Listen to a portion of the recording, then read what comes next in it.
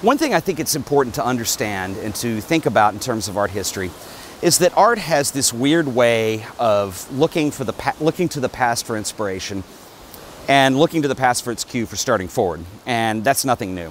In the Victorian era, when you have these past masters, the wonderful painters, the Jacques-Louis Davids, the Da Vincis, a lot of their subject matter, they derived from biblical tales, maybe even Greek tales of morality and destruction and love and, what have you. And a lot of that was their inspiration and their catalyst for a lot of these paintings that took off. When photography came along as a full-on invented medium after Daguerre and Fox Talbot and those guys and became accessible, you had some of the earlier practitioners, and these were people like, Julia Margaret Cameron, for instance, and I'll kind of start talking about her because I think this is very important. At that time, and it's funny to see kind of some of the parallels historically of what photography has dealt with, because you still see this today. Early on, there was skepticism with critics saying that photography could never be a serious medium because it was a mechanical medium. It was done with a camera and some chemicals and a lens, and there was no heart or soul in that. And in fact, there's even some great early quotes of people, very tongue-in-cheek, jokingly saying that, a housemaid could do it or anybody could take pictures. And I still think we have that in a way today, obviously, with the proliferation of digital cameras, and everybody does have a nice camera. And it's funny that we all think of this as, the times have changed, look at it now. It's always been that way. People have kind of always looked at it as that kind of a medium, where it's almost a discreditation because it's new, it's different. Photoshop saw this. Even Photoshop techniques and enhancements that you do in the darkroom have come under fire over the years. If you look at somebody like Gustave Le Gray, who did these beautiful 19th century seascapes and it was known that he actually dubbed his skies in the darkroom. The materials that he was dealing with were blue sensitive, so blues go to white. So it was really hard to get a really dramatic sky in these things. He made no bounds about it and had no problem with it, but people criticized him heavily for that because they felt that the one thing that photography had going for it was truth, and that as soon as you photo manipulate, you've taken out that truth. So not only does that relate now to Photoshop, but also some of the things we see today in photojournalism. And these are all interesting arguments, and they're not new, they're not going away, they'll always be there. But I think it's interesting to note with what we're saying here. Anyway, talking about early photography and some of these early practitioners and the subjects they chose. If you look at somebody like Julia Margaret Cameron, who was, one of my favorite photographers, amazing, early stuff. She was just brilliant. And a lot of the subject matter she took were scenes from paintings. They were reenactments of theater pieces, but she took an enormous cue artistically from things that came before. And I'll show you some images. In fact, I wrote this down too. This is a great quote from her mentor, who was a painter, George Frederick Watts. And one thing he advised to Julia Margaret Cameron is he said, there are a few rules to be laid down, but they will not carry you far. I should advise you to get some photographs from prints after the greatest masters. And let's kind of look at that and talk about that for a little bit. So what he was saying is, okay, as a student, there are some rules that you can understand. They're going to get you a certain way, but they're only going to get you so far. And I think you could make that argument for some of the things I've covered in the past on this podcast. I'll put some links in the show notes to some of the other episodes where I have talked about those compositional items. And they're very basic stuff. Rule of thirds, golden mean, contrast, symmetry, things like that. Those will only get you so far as an artist. Art is not paint by numbers. It is certainly not paint by numbers. It's not a model that you build at a store and glue together and follow a set of instructions for. There are some things that will get you a little bit down the road in terms of composition, some of these quote-unquote rules we're talking about, but rules are always meant to be broken, so rule is even a dumb term for it. But there are some techniques and some considerations, something like rule of thirds, for instance. It's only going to get you so far. And what Watts was telling Cameron is that his advice was to take that further and study the works of the past masters and emulate that. And she did. I mean, there's some great pieces, and I'll show some of them to you now. There's a painting that George Frederick Watts did, a portrait of May Princip, which I assume is this woman's name, and here's Julia Cameron's study of May Princip. And so you can see that these two images are almost identical. She was learning by copying. Photography in the early days was really struggling to be accepted as a medium, so this really made sense for it to try to emulate some of these past master things. Of course, it's going to have its own stamp, and one of the things that Julia Margaret Cameron was very lucky is she could only copy these things to a point. She was dealing with black and white film, or black and white. There was no color in what she was doing. It was all monochrome. So you cannot copy, a color representation in a painting into a black and white photograph. In those days, film was blue sensitive. It was not red sensitive like it is now with black and white film. And it was really hard to work with. It was hard to shoot people, it was hard to shoot faces because, you know, just the colors that it tends to make black and white were much different than what we work with today. And that was a challenge for somebody like Julia Margaret Cameron, who did this really well. I'll show you another image here, and this is a very famous one too. And this is Raylander's, basically his version of the Sistine Madonna after the great masters. And so the Sistine Madonna, at the base there's the two cupids, and you know, this is his copy of that.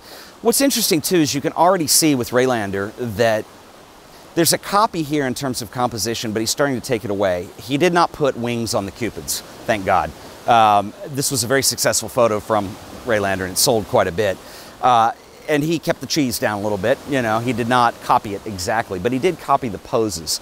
Julia Margaret Cameron also made a copy of this image, and you can see hers is much less literal, where hers is just simply the girl. She does have wings, but there's only one. It's not two together, it's a slightly different pose. It's a more casual representation of the original. And so anyway, so I think, you know, in the early days where photography had this struggle of being accepted as an art medium, it almost had to go through some of that. The problem that I see, and the reason that I'm going through with this whole subject today and doing, you know, somewhat long-winded rant on this, is that I've seen, and I'm not going to name names because that would be kind of uncool, but I have seen well-known photographers today in various places, their blogs, YouTube and all, recreate master paintings to a T. There's nothing wrong with that.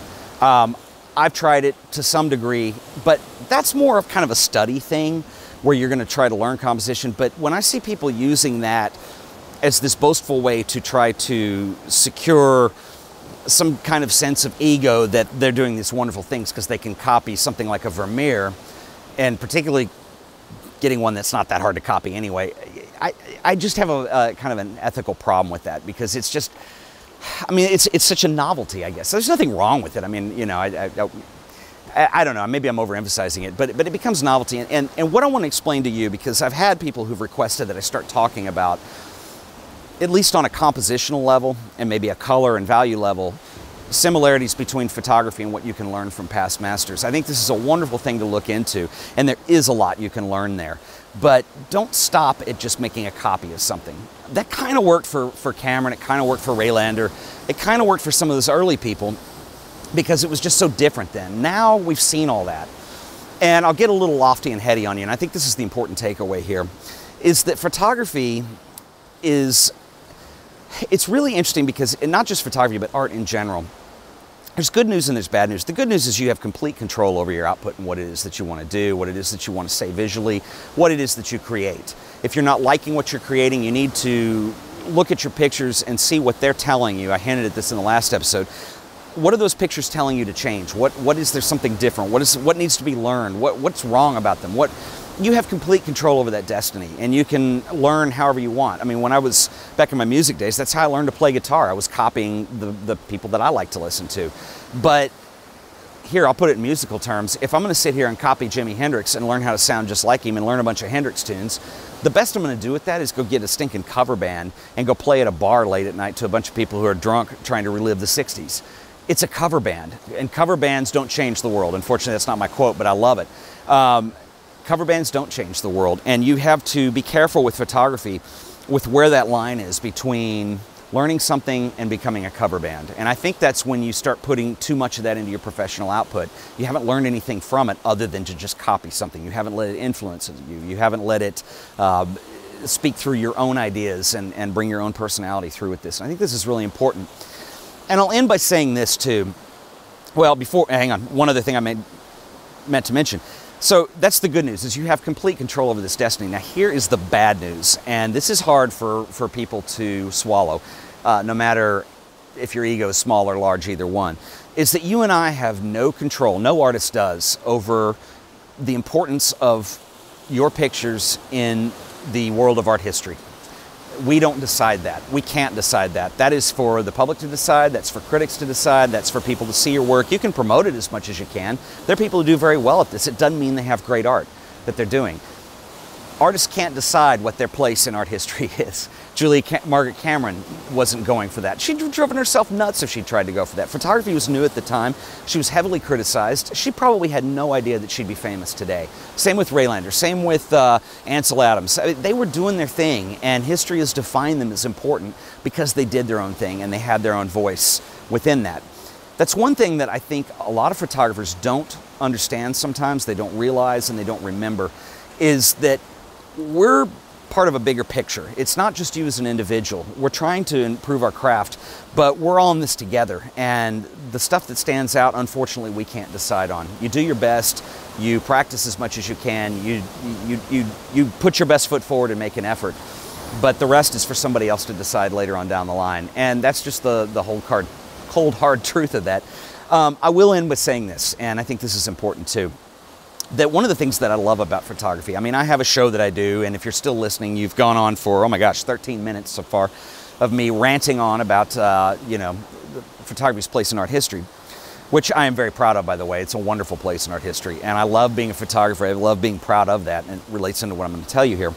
Is that, you're watching this, and when I say you, I'm talking about a lot of people. I would like it to be a whole lot of people, but it's a couple people. And you and I may not be from the same culture or the same heritage or the same race or even the same gender. We could be from very different places. I grew up a certain way, you grew up a certain way, and nothing negative or positive, I'm just saying they're different. And a lot of times we're very proud of the culture we come from. I am, I hope that you are. But what's interesting is photography as a culture is not about where we've been, but it's about where we're going. And no matter how different you and I might be, we do connect on that. And that's one of the things that I have had the most fun with photography. This show has helped a lot with that. My love of digging up books and history and reading all those things and trying to find a way to allow them to influence me. I know this has been a really long rant about this stuff today, and I hope that most of you found this pretty interesting. We will move on the next couple episodes. We're going to start a series here. I know I say that a lot and don't do it, but we really are on this, where we're going to talk about compositional techniques, paintings. We're going to look at work of past masters. We're going to look at contemporary work by people who kind of put their own stamp on things, whether it be of a conceptual nature or a different spin on something, or, and how that influence and how that relationship works, because that is a very important relationship, and it is a long lineage. Sometimes I don't like to think about it is that I take pictures. With a camera necessarily, is that I'm making images, and the technique is drastically different from that of painting. But at the same time, we're both doing two-dimensional imagery, trying to say something. We deal with light values, we deal with color or the absence thereof, or we deal with concepts. So, there's so many similarities, and you are part of that lineage. We all are. So anyway, it's really important to look like. We'll start next time. Unfortunately, I don't think I'll be out here next time. This has been a great trip. It's been a nice variance in location, and maybe I'll try and incorporate some more of this.